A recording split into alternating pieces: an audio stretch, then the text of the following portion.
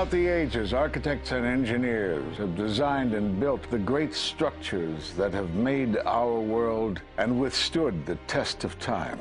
Hi, I'm Ed Asner. Welcome to Architects and Engineers. Let's look now at modern steel frame buildings. This is the Empire State Building, a marvel of modern architecture. It was built to last. Architects and engineers of today use computers to design and engineer buildings that will endure the forces of nature, such as earthquakes, fires, and hurricanes. This modern skyscraper was also built to last.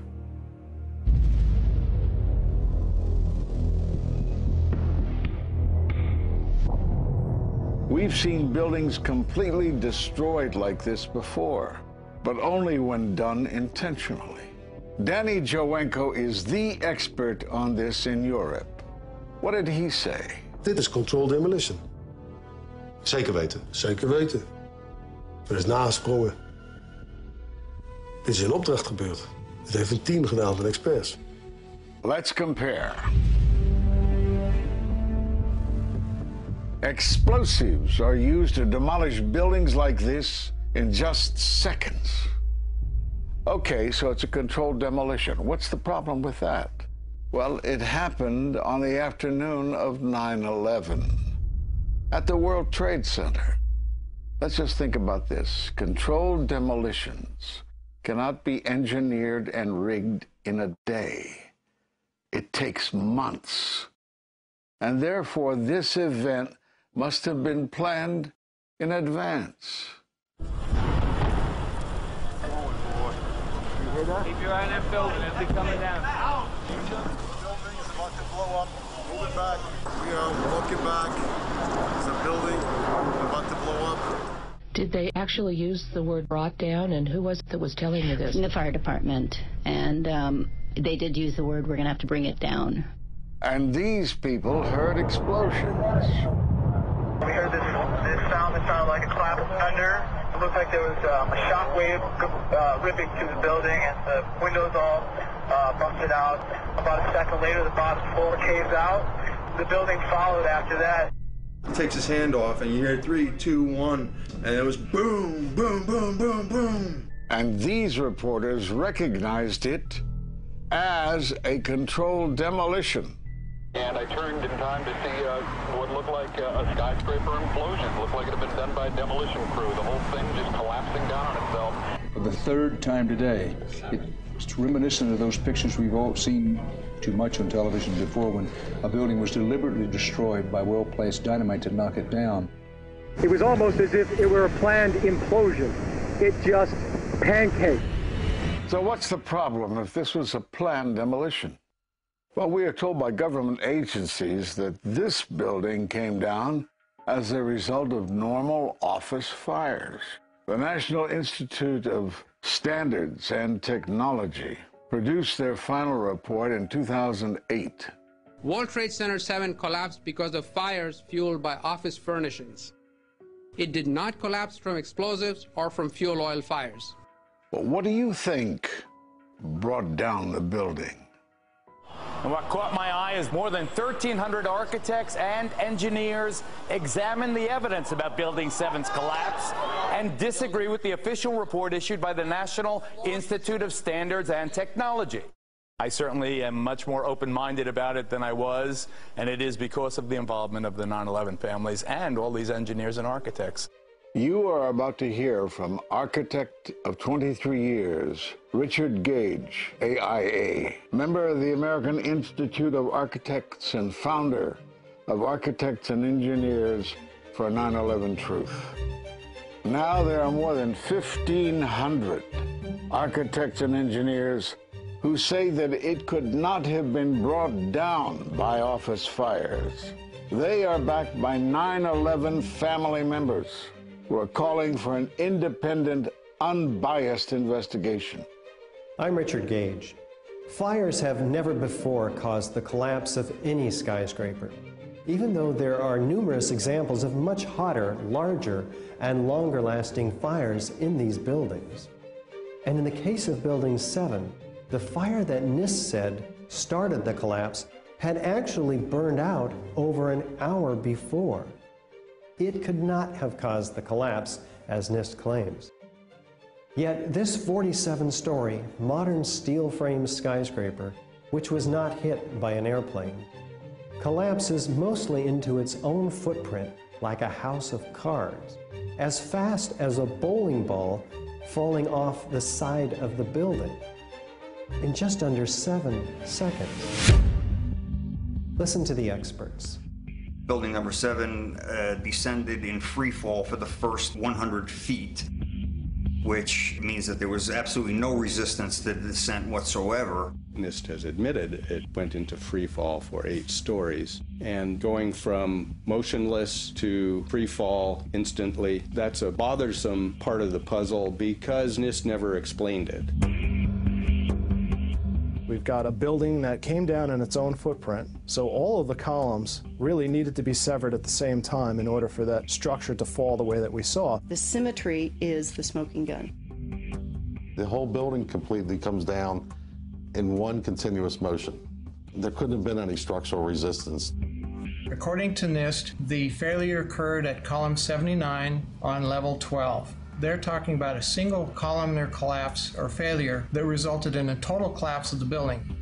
It is possible that you could have a local failure as a result of a connection failing. But the likelihood of that failure dragging the entire building in such a fashion that all the columns would fail at the same time is an impossibility. Impossibility? Yes. What I saw, it was a classic implosion.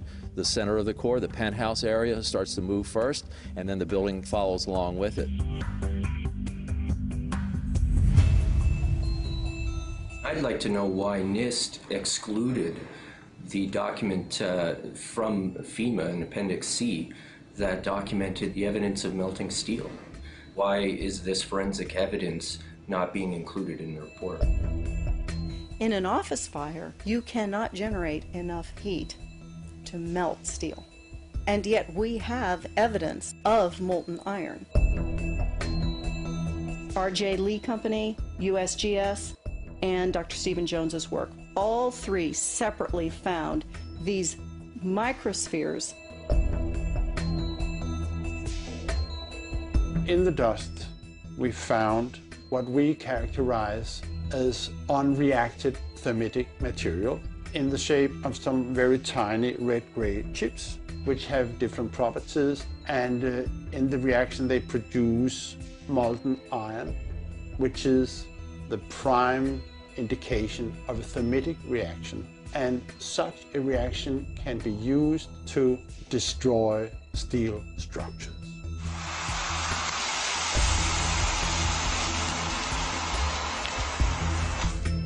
What we have found is a modern version of thermite, which we call nanothermite.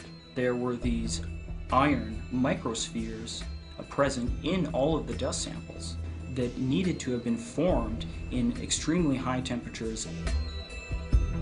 I've independently seen thermitic activity within 2 separate independent samples of World Trade Center dust. My contention, based on finding thermite residue in the dust, is that it happened before. It didn't happen after in the fires that ensued in the rubble pile afterwards. All the characteristics of the microspheres tell me that thermite was involved in melting those steel beams. So thermite, if it was present at the World Trade Center and created this molten metal that so many witnesses and photographic evidence shows, would also explain the fact that the fires could not be put out at Ground Zero. The only thing that is consistent with all of the evidence that we have that could cause such a thing is the use of thermite to cut through the steel. You'd get down below and you'd see molten steel. Molten steel running down the channel rails. Like you're in a foundry. Yeah. Like lava. Like it was lava. From a volcano. Well, the manual gets into thermite, and if it says if you have melted steel or concrete, which we had on 9/11. We should test for it. This fused element of steel, molten steel and concrete and all of these things all fused by the heat into one single element. We're asking for an investigation that follows national standards. There's no excuse to not test for this. If terrorists use explosives in '93, why didn't we test for them? If all these witnesses heard explosions, why aren't we testing for them? NIST concedes that they found no evidence for explosives. So then we asked them, well, did you look? And they said, no, we did not look for explosives or residues of explosives. So the preconceived notion of NIST is that there's no evidence for explosives, and so there's no point in looking. That is the most unscientific thing that you can possibly think of, not to look because you don't expect to find evidence, and in fact the evidence is overwhelming. They state these conclusions for which there's virtually no evidence, and then they ignore conclusions that can be drawn from the evidence. The Freedom of Information Act request to NIST was denied with the claim that releasing this data might jeopardize public safety. How could it possibly jeopardize public safety? The destruction of evidence was a criminal act in itself. It was already being carted away and destroyed when the FEMA investigators got there about a month after September 11th. You can't do science when you are deprived of the evidence and when your hypothesis is the least valid instead of the most likely. When the most likely hypothesis in the case of Building 7 wasn't even mentioned. This is not science. The scientific forensic evidence, ignored by NIST, but carefully reviewed by teams of technical professionals, corroborates the hypothesis of explosive controlled demolition. We've traveled to 21 foreign countries and 32 American cities, bringing this evidence to the attention of the public. And we're backed by 9/11 family members and other concerned citizens who are calling for an independent, unbiased investigation. I'm a family member trying to find out the answers to the murder of 3,000 plus people. The bottom line is that it needs to be investigated properly. Please look at architects and engineers. People all around the world, scientists all around the world are questioning this. And there's some deep, deep explaining to do. It took some kind of consciousness raising on my part before I was willing to look at the possibilities. And really, you need to go where the evidence leads. As an engineer, and I have 3 degrees in engineering, I signed that petition for architects and engineers for 9/11 Truth some time ago because the American people absolutely need the truth of 9/11.